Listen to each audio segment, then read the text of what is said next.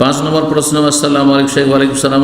আমি প্রতি রমজান মাসে রৌপ্যের নেশাব ধরে জাকাত দিই। যা জাকাত আসে তার অর্ধেকটা সেই সময় বিতরণ করি আর অর্ধেক নিজের কাছে রেখে দিই।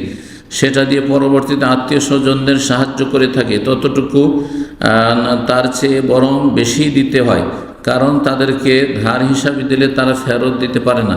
আবার আমার এত বেশি সামর্থ্য নেই যে তাদেরকে এইভাবে সবসময় সাহায্য করব। তারা অভাবী, কিন্তু তাদেরকে জাকাত হিসাব নেবে বলে দেওয়া যায় না। সে আমার প্রশ্ন হচ্ছে, এভাবে জাকাত দিলে হবে কি না? জাকাত দেওয়ার ক্ষেত্রে যখন জাকাতের বছর পুরা হয়ে গেছে তখন জাকাতটা হকদারদের কাছে পৌঁছে দিতে হবে। আপনি নিজের কাছেই জমা রেখে দেবেন আর তারপরে আমি ধীরে ধীরে দেব, এটি জায়েজ নয়। এই ভুল আমাদের অনেকে করে থাকেন।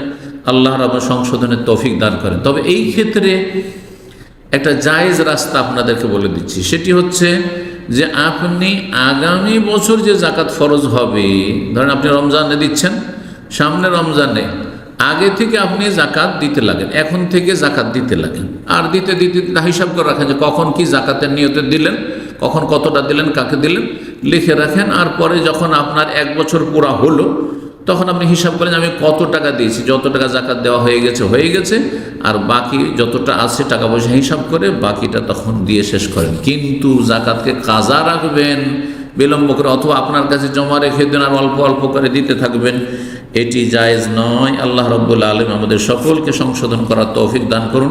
আর ভুল ত্রুটি অজান্তে যাদের হয়েছে বা হচ্ছে, আল্লাহ যেন মাফ করেন এবং বিশুদ্ধ জ্ঞানের ভিত্তিতে সতর্কতামূলক আমলের তৌফিক দান করেন।